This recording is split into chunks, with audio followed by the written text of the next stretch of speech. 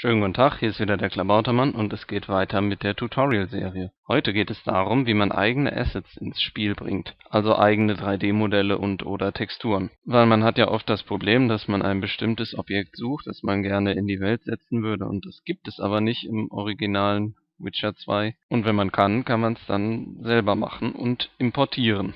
Und wie das geht, werde ich heute zeigen.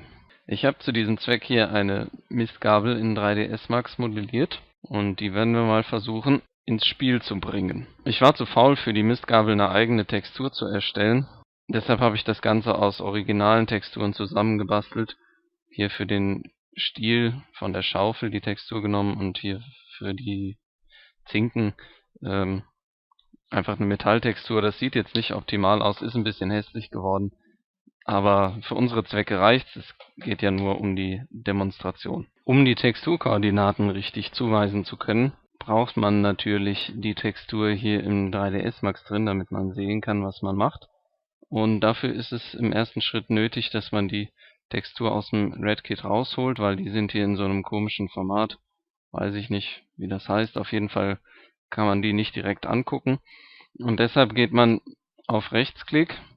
Und hier sollte eigentlich was von Export stehen, das ist aber irgendwie ständig so, dass es das nicht gibt. Und der Trick ist einfach, man kopiert die Textur in seinen Levelordner hier rein. Ich mache einfach mal als Test. So, und wenn man dann Rechtsklick macht, kann man hier Export Asset machen und das Ganze als DDS speichern, was Photoshop und 3ds Max alle ganz gut verarbeiten können. Und dann sieht man die Texturen auch hier und kann damit vernünftig arbeiten. Wie man sieht, habe ich jetzt hier 3 Schaufeln und so eine komische Box. Der Sinn dahinter ist eigentlich ganz leicht. Wir haben hier in grün die originale Schaufel. Die hat teuflische 666 Trees.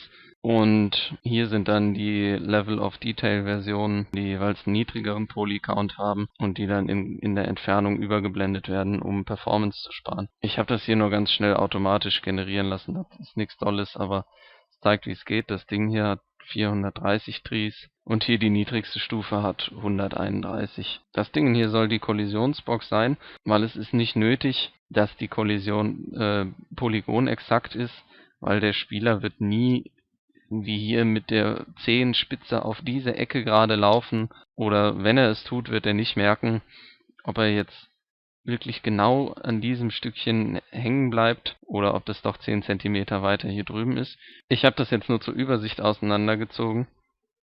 Die müssen natürlich alle auf einen Fleck, aber dann sieht man das alles so schlecht. Ich mache mal das hier rein und so, dann kann man es sehen.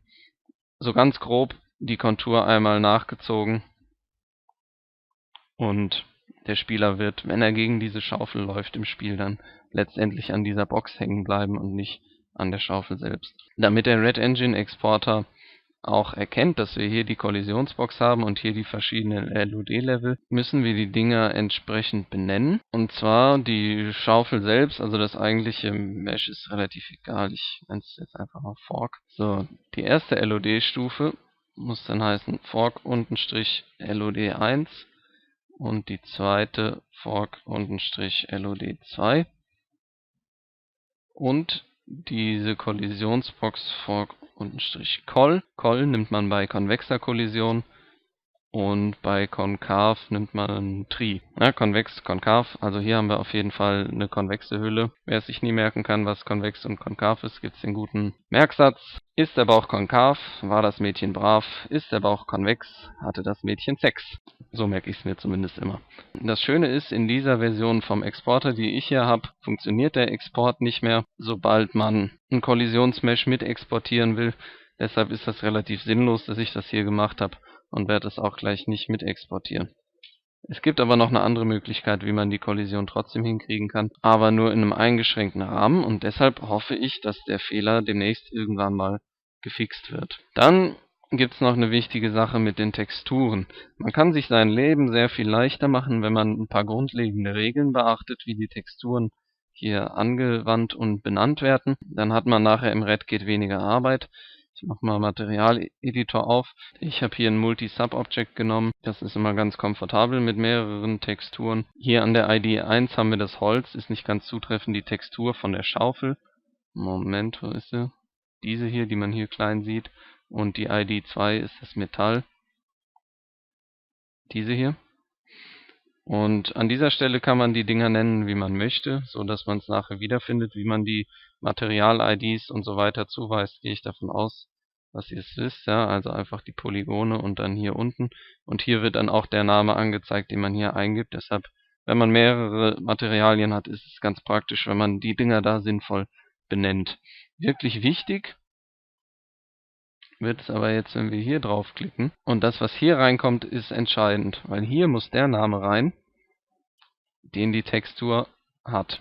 Das heißt, bei der Schaufel ist es hier Shovel 01. Und wenn ich das jetzt hier reinschreibe und beim Metall entsprechend auch Metal Beams 01,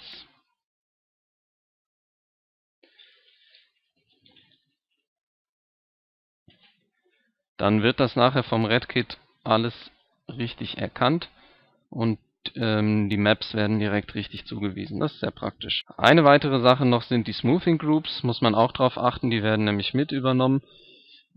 Ich zeige es mal. Und zwar gibt es diesen Autosmooth, der nichts an der Geometrie ändert, aber die Lichtberechnung so ein bisschen optimiert, dass das Ganze etwas runder wirkt. Wenn ich das mal ausschalte, sieht man hier, ja, dann sieht man ganz klar die Kante, dass der Stiel nicht richtig rund ist.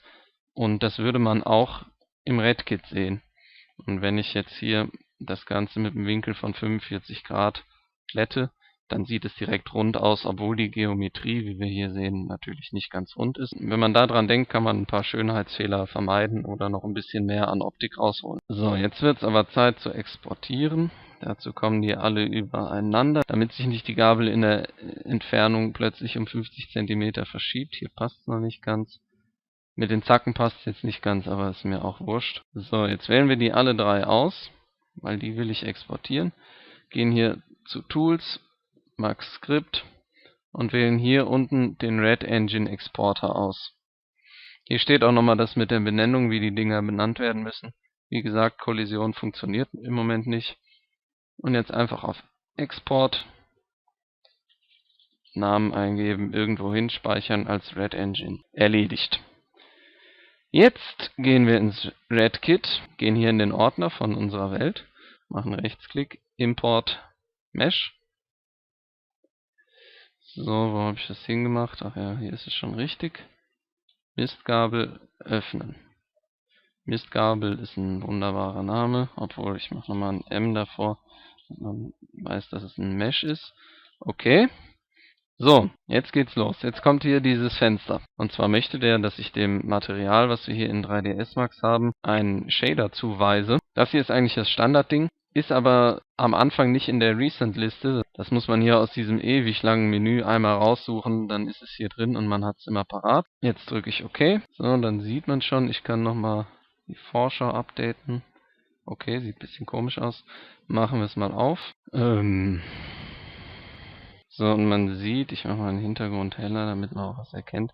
Man sieht, irgendwie ist hier der Stiel ein bisschen verkackt und völlig bunt. Okay, der gute alte Redkit Neustart hat es mal wieder gerichtet. Ich habe noch keinen Fehler gemacht, es ist alles in Ordnung. Man sieht schon, es passt alles, die Materialien sind richtig, Normal, Map und Specular ist drin. Jetzt müssen wir hier nur noch bei den LODs festlegen, wann die umschalten. Wenn man die anklickt, sieht man links im Fenster, ändert sich entsprechend schon das Aussehen. Das hier ist doch ein bisschen aus der Mitte raus. Muss ich nochmal korrigieren und gucken, woran es liegt, ist aber auch egal. Jetzt kann man nämlich hier eingeben, nach welcher Distanz das umschaltet. Sagen wir, nach 8 Metern kommt die mittlere Detailstufe und dann kommt nach 16 Metern die niedrigste. Hier für Xenon ist egal, das ist für die Xbox-Version, damit haben wir ja nichts am Hut. Ach ja, Kollision. Kollision konnten wir leider nicht mit exportieren. Wenn wir jetzt hier auf Show gehen, gibt keine Kollision. Die kann man aber schönerweise automatisch generieren lassen. Und zwar, wenn wir auf Collision gehen. Und dann gibt es hier verschiedene Methoden. Man sieht jetzt hier, der macht einen relativ genauen Umriss. Wenn ich jetzt eine Box mache, macht er, wie der Name sagt, nur eine Box, oder dann gibt es hier noch so verschiedene andere Verfahren. Bei der Schaufel ist es vollkommen egal, was man nimmt. Man wird da im Spiel, denke ich, sowieso keinen Unterschied bemerken. Und deshalb nehme ich die Box, weil das die simpelste Form ist und damit auch am wenigsten Rechenaufwand erfordert. Das Einzige, was man nie nehmen sollte, ist hier die Exact Collision. Da kommt auch eine Warnung, weil die einfach viel zu viel Rechenleistung frisst und total unnötig ist. Deshalb die Box, LODs festgelegt, Kollision festgelegt, speichern. Jetzt wollen wir das ganze Ding auch nochmal in-game sehen. Dafür lade ich mal gerade die gute alte Tutorial-Welt reinziehen. Static Mesh. Da ist sie, die Mistgabel. Wenn jemand weiß, wie man hier schneller drehen kann, wäre ich ihm sehr verbunden, wenn er es mir verraten würde. Das macht mich nämlich immer wahnsinnig. Man kann hier zwar die Schrittweite einstellen, aber ich muss trotzdem 10-mal angreifen, um das Ding einmal komplett rumzudrehen, und das ist wirklich lästig. Jetzt gucken wir mal wegen den LODs, ob die umspringen. Das ist das Originale. Jetzt fahre ich weiter weg. Okay, und man sieht überhaupt nichts. Wenn das hier richtig eingestellt ist, dann funktioniert das auch. Wir können Auto Hide Distance können wir noch angeben, wann die Mistgabel hier generell ausgeblendet wird. Ich mache einfach mal nach 30 Metern. Und wegen den LODs, dass wir das mal sehen können, mache ich mal das nach 1 Meter und das nach 2. Da müssten wir es jetzt eigentlich aber mitkriegen. Ja, jetzt hat man es. Ja, das eine ist ein bisschen aus der Mitte raus. Deshalb sieht man hier, wie es sich dann umschaltet. Ja, funktioniert. Und noch einmal in-game, weil es so schön ist. Man kann die Berechnung von dem Navigationsmesh beschleunigen, wenn man hier unten das hier auf False stellt. Und dann geht das einfach wesentlich schneller. Zack, fertig. So, und man sieht, man kann nicht durch die Schaufel hindurchlaufen. Und man sieht jetzt auch nicht, dass man da nur gegen die Box rennt, weil die Kollision sowieso nicht so exakt ist. Gut, dann vielen Dank fürs Zusehen, bis zum nächsten Mal, bla bla und so weiter. Tschüss.